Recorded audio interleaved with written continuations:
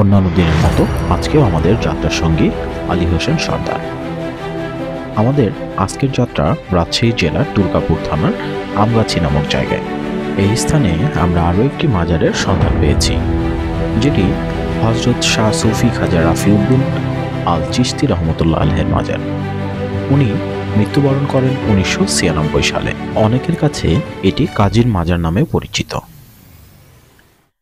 গ্রামের যে রাস্তাটি গেছে সেই রাস্তার পাশেই মাজারটি দেখতে বেশ বড়সড়। আমার পূর্বেই আলী চাচা এখানে প্রবেশ করেছে। আমরা মাজারে ঢুকতেই এটির ডান পাশে বেশ কিছু কবরস্থান দেখতে পাচ্ছি। এই কবরস্থানগুলোতে বেশ কিছু কবরও রয়েছে। আমরা এখানে প্রায় 6 থেকে 7টা কবর দেখতে পাচ্ছি। এই কবরগুলোতে কোনো চিহ্ন নেই, কোনো নাম বা ফলক নেই। আমরা জানি না এগুলো কার কবর। এখানকার যিনি খাদেম ছিলেন তিনি এখন নেই, তিনি বাজারে গেছেন বাজার সাজাই করতে। আমরা ওনার কোনো খোঁজ পাইনি। মাজারটিতে তালাবদ্ধ অবস্থায়। আমরা মূল মাজারটি ভেতরে প্রবেশ করতে পারবো না। আমরা ঘুরে ঘুরে মাজারটিকে দেখতে চাই।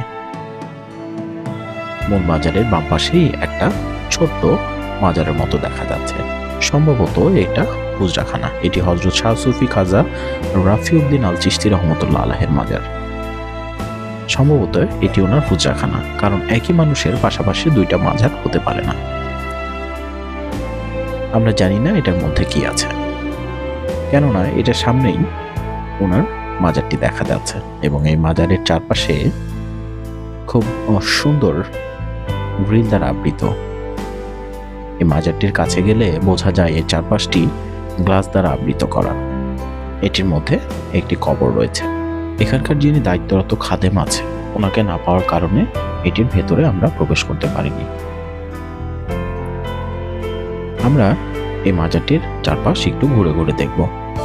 আমাদের আলী হোসেন চাচা এটি চারপাশ একটু ঘুরে ঘুরে দেখছেন। আমরাও দেখতে চাই এই মাজারের চারপাশে আসলে কি আছে। এই মাজারটির পাশে বিশাল একটা বাগান দেখা যাচ্ছে এবং পাশে একটা রুম। সম্ভবত এটা মসজিদ, নামাজের জায়গা করা হয়েছে। এখানে হযরত শাহ সুফি কাজী রাফিউদ্দিন আল চিশতি রহমতুল্লাহ এর জীবনী সংস্কারের কাজ চলছে, জীবনী লেখার কাজ চলছে। তথ্য দিয়ে সহযোগিতা করুন, এরকম কিছু লেখা রয়েছে। এখান থেকে মূল মাজারটিকে দেখতে বেশ দারুণ দেখাচ্ছে। এটির পাশেই বিশাল এক আম বাগান রয়েছে। আমরা দেখতে চাই এটার আশেপাশে আসলে কি আছে। এটার পাশে কিছু খড়ি এবং কিছু চুলা দেখা যাচ্ছে, যেখানে আসলে ওনাদের ভক্তবৃন্দদের কোনো অনুষ্ঠান পরিচালিত হয়। বাগানের মধ্যে একটা কবর দেখা যাচ্ছে। আজকে যেহেতু বৃষ্টির দিন, কবরটি ভিজে আছে। এই কবরটির চারপাশে কোনো ফলক নেই। আমরা জানি না এই কবরটি আসলে কার। আলী হোসেন চাচা বলছিলেন এর চারপাশে যতগুলো জমি দেখা যাচ্ছে তা এই মাজারেরই, এবং কাজী সাহেবের অনেকগুলা ভক্তবৃন্দ রয়েছে। তারা এখানে প্রতি বছরই বিভিন্ন অনুষ্ঠান করে থাকেন।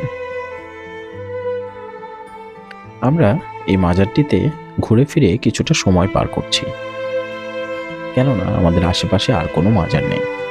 আমাদের উদ্দেশ্য রাজশাহী জেলায় কোথায় কোন মাজার আছে সেটাকে খুঁজে বের করা এবং দর্শন করা এবং দেখা, সেই সাথে আপনাদেরকে দেখানো। আমরা দেখতে চাই রাজশাহী জেলায় আসলে এইরকম কতগুলো মাজার রয়েছে। পর্যায়ক্রমে আমরা সারা বাংলাদেশ ঘুরে দেখতে চাই। আমরা জানতে চাই বাংলাদেশের মতো ছোট্ট একটা দেশে কেন এত উলিয়া উলিয়া, কেনই বা তারা এসেছিলেন। সেই উদ্দেশ্যেই আমাদের এই যাত্রা।